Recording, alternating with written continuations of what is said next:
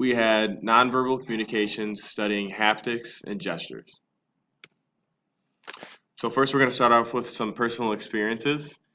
My personal experience was I got to go to China on a mission trip through basketball. The culture in China is very different to the United States. We were there to spread the good news of Jesus through running basketball camps for elementary and college players. We got to travel to a place called Newjon, and Newjon was way up in the mountains, and we got to interact with people who've never seen or even talked to Americans in their life before. So almost none of them could speak English other than hi. Although we were able to communicate verbal. Although we weren't able to communicate with them verbally, we were able to communicate with them through our nonverbal communication. I could tell if one of the kids didn't understand to do a move by their facial expressions and body language. In the same way, I could also see if they understood by the confident look on their face and the positive confirming body language. We were also able to connect with the people of their culture through giving high fives, smiling, giving gestures, and body language. These all seem to come pretty natural. I think by being educated on the Chinese nonverbal culture, we could have bridged the gap in a more successful way, however. There was definitely some situations that were pretty confusing to all of us, so I am a supporter of nonverbal education. Okay, for me, I had traveled to Toronto, Ontario for a ministry conference back in October. Prior to the conference, we had assumed that their church services were conducted the same way as they are here in the U.S., given that it's through the same organization.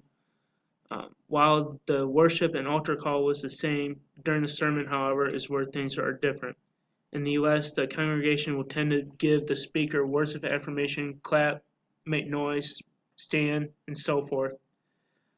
However, in Canada, the congregation is very reserved and quiet during the preaching, so it's a sign of disrespect if noise, standing, and so on is made, which we didn't realize until we did some research at the end of the first day there. This is why researching even small differences like gestures between cultures is an important task prior to traveling outside the U.S. Okay, moving into nonverbal dialects and facial expressions. Nonverbal dialects is this is a form of communication other than written or spoken words. This includes gestures, facial expressions, or body language. So culture nonverbal cues. So there's members of different cultures have different styles of generating nonverbal cues. And I think it is important to be educated on some of these before traveling so that you don't offend a culture doing something that you think is normal. So for an example, we'll start with thumbs up. This is recognized as a sign of approval or agreement in the United States. However, in some places in the Middle East, this gesture is very offensive. Um, and then the come here finger motion. In the United States, this means for whoever you are motioning this to come closer to you. However, in Asia, it is only to be used as a gesture for dogs. In the Philippines, if you make this sign, you could potentially be arrested. Um, and then the horn fingers in the United States, this means rock on. Um, but to cultures like Brazil, Cuba, Italy, and even Spain, this gesture is used to tell someone that their spouse is cheating on them. Um, and then the OK sign. Um, this means that it's okay in our culture, but in some other cultures, it has a completely different meaning, which can be offensive to the culture that you're communicating. So I think it's important before traveling to be educated on this. Then dialects theory. Dialects theory refers to cultural differences in the expression and recognition of posed facial expressions. It also provides guidance for overcoming cross-cultural challenges. This is because in group advantage results from familiarity with culturally specific elements of nonverbal communication. Training and intervention programs can increase familiarity with these elements, thus eliminating in-group advantage. Dialect theory would be immensely helpful for people going on mission trips to bridge this gap. And then haptics communication. Haptics is has to do with your greeting. Every culture has different ways of expressing proper greeting.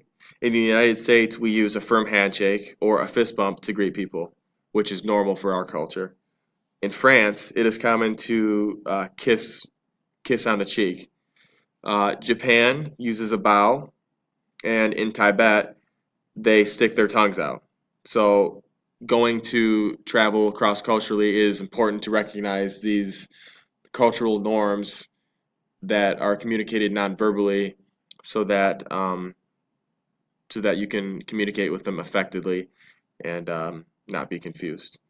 And then lastly, the interaction with kids, North America versus Asia. We found that North America, it is common to pat kids on the heads, pat them on the backs, and which is normal for our culture. But in Asia, it is considered rude because the head is seen as something that is sacred, um, which would be disrespectful for you to pat someone on the head.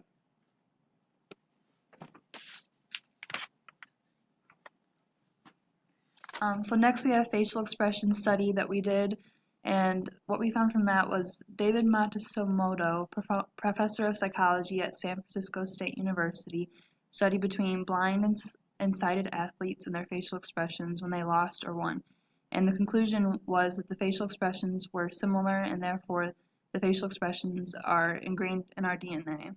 So that was what we found on that.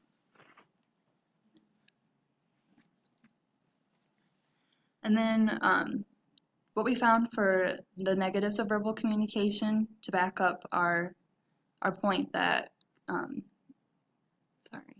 that nonverbal communication is worth training in before going overseas was found in our journal Nonverbal Dialects and Accents and Facial Expressions of Emotion.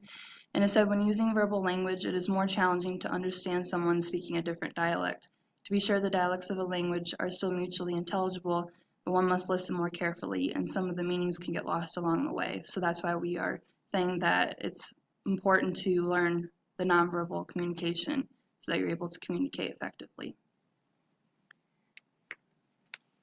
Okay, so the findings from this journal article that we discovered was that through the study, they found that all facial expressions except static fear were recognized above a level of 16.7%, and they also found that happiness, sadness, and surprise were highly recognizable, whereas anger, disgust, and fear were less recognizable. And research in the subjects of neuroscience and cognitive science have discovered that facial processing is also a very important function of humans. And Ekman and other researchers have shown that across cultures, people will recognize a small amount of emotional categories, which include happiness, sadness, anger, disgust, fear, and surprise. And then the rest of these findings included that fees are derived from static musculoskeletal patterns and also from momentary changes in these patterns over time. And however, with this, vision is not as effective as haptics when it comes to processing material properties. When they tested their hypothesis, they found that from the first experiment, there was a 51% average in static fear, and that in the second experiment, there was a 74% average for dynamic fees.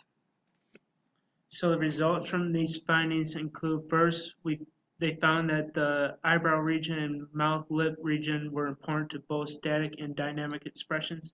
Second, cheeks were also unique to diagnostic of happiness. Third, the jaw tended to be weighted more strongly when expressions were dynamically produced versus when they were statically produced. Fourth, the nose was also not strongly diagnostic of any expression, perhaps because related cues were not as easily detected. And then fifth, although teeth were not mentioned as much, they were listed more frequently with anger.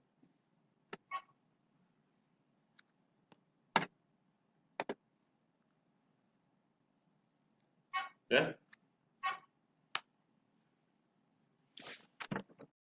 In conclusion, We just want to reiterate that we think that it is highly important to be familiar with nonverbal cues by studying haptics and nonverbal dialection and gestures to make sure that you bridge the intercultural gap in an effective way so that you can communicate effectively and connect with the audience that you are communicating with.